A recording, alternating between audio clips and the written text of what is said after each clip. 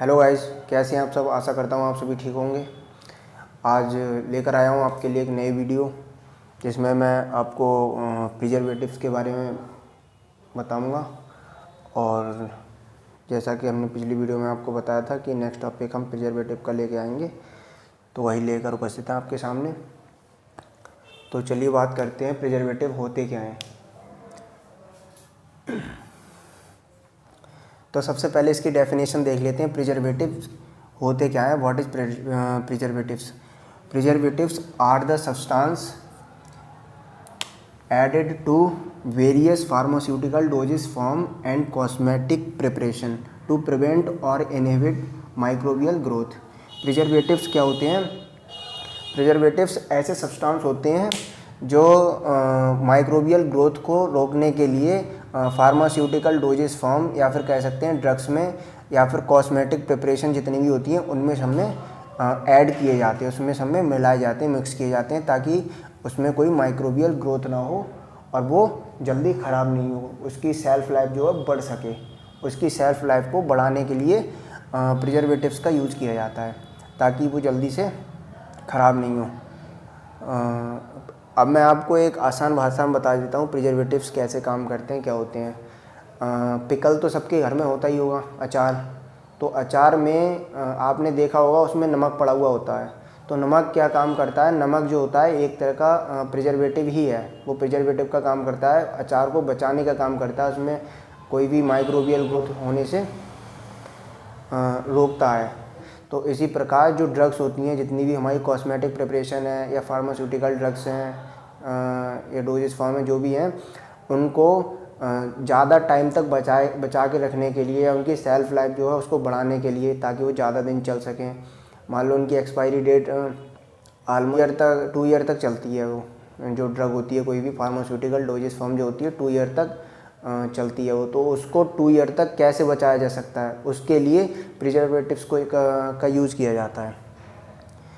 तो प्रिजर्वेटिव्स कैसे होने चाहिए, इनकी प्रॉपर्टीज़ कैसी होनी चाहिए, क्या क्या गुण होने चाहिए इनके, तो इसकी कुछ आइडियल प्रॉपर्टीज़ हैं, उनको देख लेते हैं।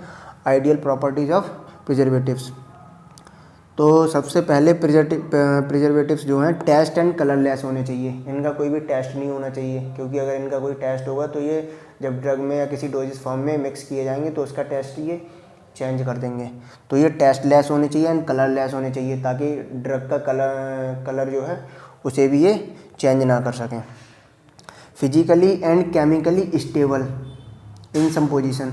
ये क्या होना चाहिए? फिजिकली स्टेबल होना चाहिए, केमिकली भी स्टेबल होना चाहिए। फिजिकली मतलब ये दिखने में जैसे हैं वैसे ही रहने चाहिए। ऐसा ना हो कि किसी डोजेस फॉर्म में मिक्स होने के बाद में या उसमें ऐड करने के बाद में ये इनका जो जैसे दिखते हैं वो चेंज हो जाए, इनका फिजिकली चेंजमेंट आए, इसमें वो नहीं होना चाहिए। केमिकली चेंजमेंट नहीं होना चाहिए, वो भी स्टेबल रहना चाहिए। मान लो किसी उसके साथ में जो ड्रग होती हैं, हमारी डोजेस फॉर्म्स होती हैं, वो कहीं ना कहीं केमिकल से मिलकर बनी हुई होती हैं। तो केमिकल के साथ जाके ये कहीं रिएक्शन ना कर लें, तो केमिकली भी स्टेबल होने चाहिए preservatives. Non toxic to the patient. Patient के लिए नॉन टॉक्सिक होने चाहिए, कोई उसको हार्मफुल इफेक्ट ना पहुँचाएँ, ऐसे होने चाहिए। Should able to kill all microbes. ये सभी जितने भी माइक्रोब्स होते हैं उनको किल करने, मारने के योग्य होने चाहिए। ऐसे होने चाहिए कि उनको मार सकें। जो भी प्रिजर्वेटिव्स हैं सारे माइक्रोबियल जो होते हैं, वायरस या बैक्टीरिया जो भी, उन्हें किल करने की इनकी जो है कैपेसिटी वो ज़्यादा होनी चाहिए, यानी कि उसके एबल होने चाहिए। ये highly soluble in water. Water में हाईली सॉल्यूबल होना चाहिए, अच्छे से उसमें सॉल्यूबल होना चाहिए वाटर में। और कंपैटिबल विद ड्रग कंपोनेंट्स। जो ड्रग होते हैं, ड्रग कंपोनेंट होते हैं, उनके कंपैटिबल होना चाहिए कि उनके साथ में जाके, ये यहाँ पे बता चुका हूँ, कोई रिएक्शन ना करें, उनके साथ में घुल मिल जाए एक तरह से अच्छे से, और कोई रिएक्शन शो ना करे उसके साथ में। ऐसा नहीं हो कि उसके साथ में रिएक्शन करके ये कुछ और बना ले, तो वो सब नहीं होना चाहिए। तो ये इसकी हमारी थी आइडियल प्रॉपर्टीज़। अब हम बात करते हैं क्लासिफिकेशंस ऑफ प्रिजर्वेटिव्स की। तो क्लासिफिकेशंस, जो प्रिजर्वेटिव्स का क्लासिफिकेशंस है वो 2 टाइप्स में क्लासिफाइड किया गया है प्रिजर्वेटिव्स को। Number 1 is based on mechanism of action और second is based on sources. इसमें आपके जो प्रिजर्वेटिव होते हैं उनकी एक्शन के अकॉर्डिंग इसको क्लासीफाई किया गया है और इधर इसके सोर्सेज के लिए कहाँ से ऑब्टेन हो रहा है, कहाँ से हमें मिल रहा है। तो पहले देखते हैं action based on mechanism of action. इसको 3 टाइप्स में डिवाइड किया गया है, antioxidants, anti microbial and chelating agents.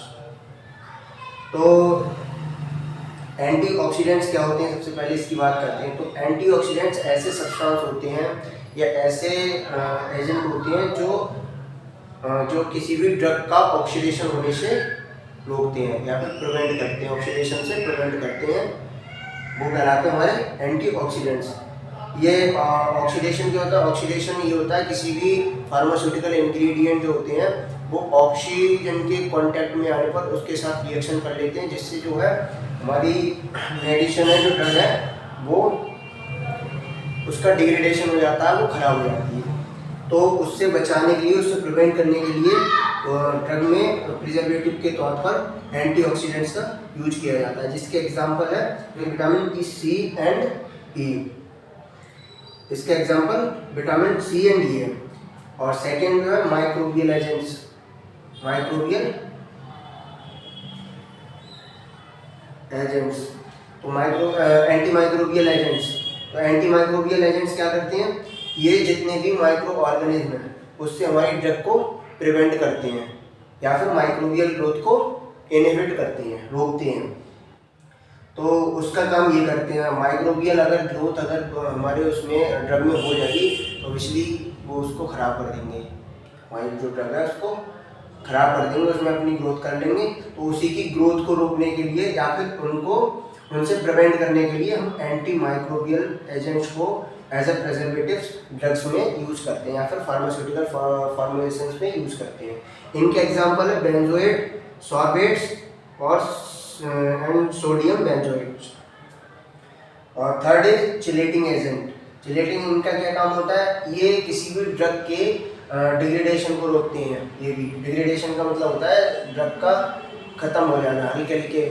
जैसे कोई व्यक्ति होता है वो एक्सपायर हो जाए तो व्यक्ति की बॉडी तो है लेकिन उसमें बिल्कुल अंदर उसके जान नहीं है, दम नहीं है कुछ भी, यानी कि वो बिल्कुल खत्म है। ऐसे ही ड्रग तो होती है लेकिन उसके अंदर कुछ नहीं होता है, उसके अंदर का जो उसका थेराप्यूटिक एफिकेसी है जो भी होता है वो उसकी बिल्कुल ख़त्म हो चुकी होती है, उसके अंदर कोई भी कैपेसिटी नहीं होती, कुछ नहीं होता है उसके अंदर।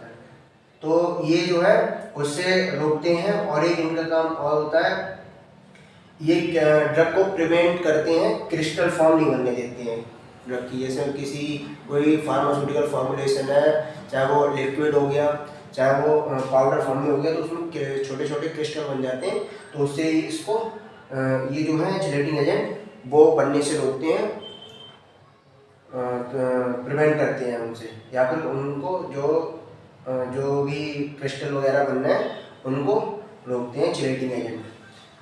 तो इनका एग्जांपल है EDTA, ethylene diamine tetra acetic acid, और सिट्रिक एसिड एंड पॉलीफॉस्फेट। और अब बात करते हैं बेस्ड ऑन सोर्सेस। तो इसमें क्या है कि जो हमारे प्रिजर्वेटिव्स हैं वो हमें कहाँ से ऑब्टेंड हो रहे हैं, कहाँ से प्राप्त हो रहे हैं, कहाँ से मिल रहे हैं। तो नंबर 1 इज नेचुरल प्रिजर्वेटिव्स, यानी कि प्रकृति से वो हमें मिल रहे हैं नेचुरली। तो उसमें कौन कौन से आ जाते हैं, जैसे प्रकृति में हमें एनिमल से, मिनरल से, है ना, तो या फिर प्लांट से, तो जो भी है जो ये सब आ जाएंगे हमारे नेचुरल प्रिजर्वेटिव्स में। एनिमल्स, प्लांट या मिनरल से जो भी हमारे प्रिजर्वेटिव्स ऑब्टेंड हो रहे हैं वो हमारे आ जाते हैं नेचुरल प्रिजर्वेटिव्स में। तो इनके एग्जांपल क्या है, जैसे नीम है, प्लांट से मिल रहा है, ऑयल है, सॉल्ट्स है, NaCl, लेमन है, हनी है, तो ये सब हमारे नेचुरल प्रिजर्वेटिव के एग्जांपल हैं। सेकेंड है इसमें आर्टिफिशियल प्रिजर्वेटिव्स। आर्टिफिशियल क्या होता है, ये मैन मेड होते हैं, यानी कि किसी व्यक्ति के द्वारा बनाए गए होते हैं। तो इनका क्या सीन होता है, ये केमिकली सिंथेसाइज करके बनाए जाते हैं हम लोग के ही द्वारा, हम लोग ही इसे बनाते हैं केमिकल्स को सिंथेसाइज करके। तो इनके एग्जांपल क्या है, बेंजोएट, सोडियम बेंजोएट और सॉल्वेट्स। तो ये हमारे थे क्लासिफिकेशंस ऑफ प्रिजर्वेटिव्स। मैंने यहाँ पे आपको antioxidant, anti microbial agent, chelating agent, इन सब का निचोड़ बताया बिल्कुल आपको सिंपल लैंग्वेज में, और ताकि आप लोगों को समझ में आ जाए। क्योंकि हम लोग ऐसे पढ़ाने की कोशिश करते हैं जिन बच्चों को या जिन स्टूडेंट्स को कुछ आता नहीं है, मतलब जीरो लेवल, तो उन्हें भी हमारी जो है, हम जो समझाना चाह रहे हैं वो टॉपिक समझ में आ जाए। जो थोड़ा इंटेलिजेंट है, जानते हैं, समझते हैं, वो तो समझ ही जाएंगे, लेकिन जो नहीं जानते हैं उन्हें भी साथ लेकर चलना है ना, तो वो समझ जाए। इसलिए हम बिल्कुल सिंपल लैंग्वेज में समझाने की कोशिश करते हैं, बिल्कुल निचोड़ लेकर आते हैं, एकदम सिंपल लैंग्वेज में समझाते हैं आपको। तो आशा करते हैं आपको समझ में आया होगा। समझ में आया हो तो वीडियो को लाइक कर दें और अपने दोस्तों के साथ शेयर कर दें। और अगर कोई क्वेरी है, कुछ डाउट है मन में, तो कमेंट में बताएं, हम आपका डाउट क्लियर करने की पूरी कोशिश करेंगे। So thank you for watching this video.